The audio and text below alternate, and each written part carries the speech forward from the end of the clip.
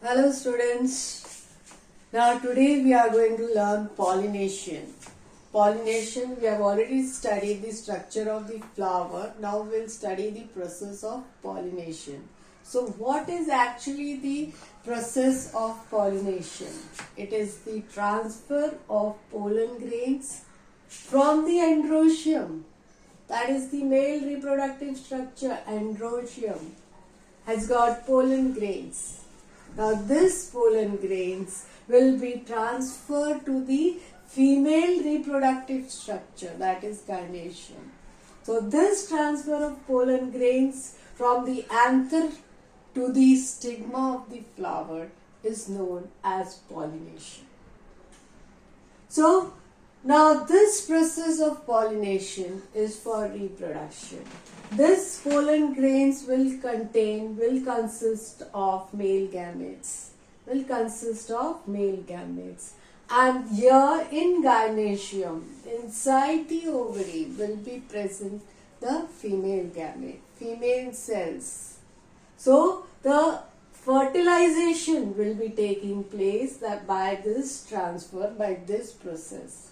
So this is for the reproduction. Male gamete will be fusing with the female gamete. So this process of transfer of pollen grains from the androecium to the stigma of the flower is known as pollination. Now, there are different types of flowers. Two types you can say, that is bisexual, when both the sexes are in the same flower. That is androecium and gynoecium, when they are present in the same flower, it is known as bisexual flower. Now the example which you see around, that is the classic example of hibiscus, which you see is normally in school also you see hibiscus flower for this section, for understanding the structure of flower, for knowing the androecium, gynoecium and various parts of flower. So here hibiscus, jasmine, rose and many more. Now there are some monosexual flowers, that is they consist of only one type of sex, that is examples are papaya, maize, watermelon and many others also. Now pollination is the process of transfer of pollen grains from the anthers to the stigma of the flower. That's the only process, that is the only function, or you can say that's the process which happens, and that is known as pollination. Later what happens you will study further. Now how does the pollination take place? They are very small cells, they cannot jump by themselves. There are agents which does the process of pollination. So who are those agents of pollination? Now there might be insect, there might be bird, there might be other mammals or any animal or insects it might be. So these are the agents.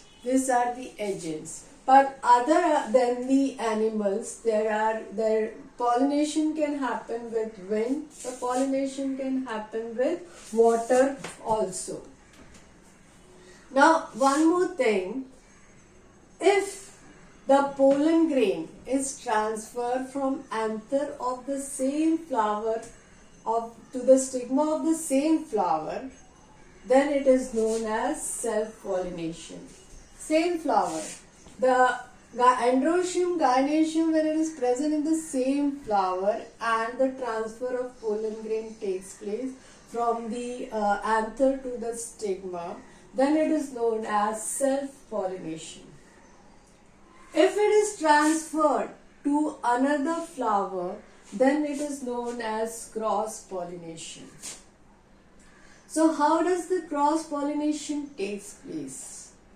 Usually the insects, when they are attracted by the nectar.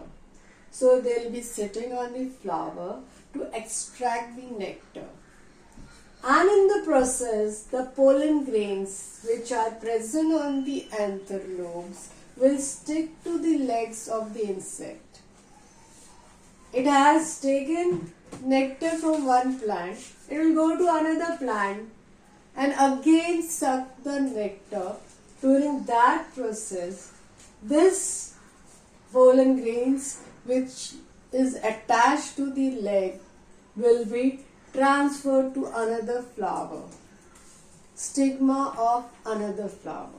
So this is how, now it will reach the stigma of another, it has taken nectar from another plant and come here. So it will sit here again, the pollen grains will be transferred to the stigma.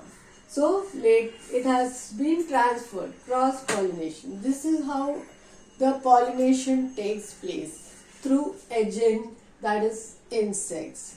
And various other animals are also responsible for cross pollination, sunbird, bat, etc. Sometimes it happens in the same flower. For example, self-pollination in very few plants. Most of the plants cross-pollination is carried out, but few carry out self-pollination. So the examples are sunflower and pea plant. These are the examples. Now, it might be pollinated by the agent wind, agent water, agent insects. But there is difference between these flowers. They are different in structure. They are different in color. So let us see what is the difference if they are going to be pollinated by wind. The wind, when it gushes, it will carry out. It will carry the pollen grains and carry to the female plant, and it will fertilize. But the agent is who? Wind. Agent wind. So here, wind will anyhow carry. Whenever it is blowing, it will carry the pollen grains. Water, same way. Plants which are there in the water like hydrilla, vallisneria. Hydrilla you find in fish tank. If you want to see any fish tank, then you'll be able to see hydrilla. Sometimes people keep at home also in fish tank, hydrilla, vallisneria. They are water pollinated. So they'll be carried by the water, agent water. But insect, most of the plant which you see are pollinated by insect. So the insect will go from one plant to another and carry the pollen grains, distribute the pollen grains. So the difference in the flower is much seen. Petal of wind pollinated will be dull colored. Only insect pollinated, they have to be attracted by color, red color, purple color. Maybe the one which are pollinated by at night, they are white in color, because in dark white is attracted. When pollinated flowers, they are very dull color. Same way water pollinated, very dull color, but insect brightly colored. Nectar is absent in wind pollinated. They don't require nectar because wind won't be attracted by nectar. It will just gush in. Water won't be attracted by nectar. It is just floating. It is just floating. Now insect pollinated plants, they will have attractive nectar, good smelling nectar, which will attract the insects. Stamen. Stamen is the structure, male gamete, androecium, that is stamen. That is the slender stalk which has got anther lobes which consist of pollen grains. These stamens will be large and feathery. Because wind pollinated, they cannot be small. They are large and feathery. They are hanging. Paddy plant, if you have seen, they will be large and hanging, and the wind will take the pollen grains. Water, they will be large and sticky. Here it will be feathery. Here it will be sticky. Now here For insect pollinated, it has got nectar, it will be sticky, the stamens will be short and sticky. Now pollen grains. Pollen grains, they are produced in very large amount by wind, the plants which are pollinated by wind. Same way for water, they will be produced in large amount. But insect pollinated, insects, they surely take from one plant to another. So the number is limited. It's sure that they will take from one plant to another. Now the examples of wind pollinated grass. The grass which you see in garden is pollinated by wind. Maize, paddy, these grains which you eat are also pollinated by wind. Now this water plant, Hydrilla, Vallisneria and many more, they are pollinated by water. Then rose, hibiscus and number of plants, they are pollinated by insects. So this is what is about the pollination. You have to know the structure, and actual process is transfer of pollen grains from the stamen to the stigma. Stamen to the stigma, transfer of this pollen grain is pollination. And pollination process is for reproduction. Pollen grains will produce male gametes, and this gynoecium stigma is the upper surface. The cell will travel to the ovary here, to the ovules here. So male and female gamete will fuse in the process.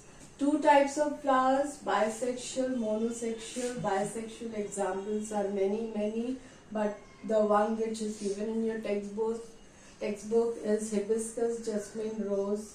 Monosexual, papaya, maize, watermelon. And the agents of pollination you have to know, that is insect, sunbird, bat. Self-pollinated plants, sunflower and pea, cross-pollination, most of the plants. And this is the difference in the flower of the plant which are pollinated by wind, water and insect.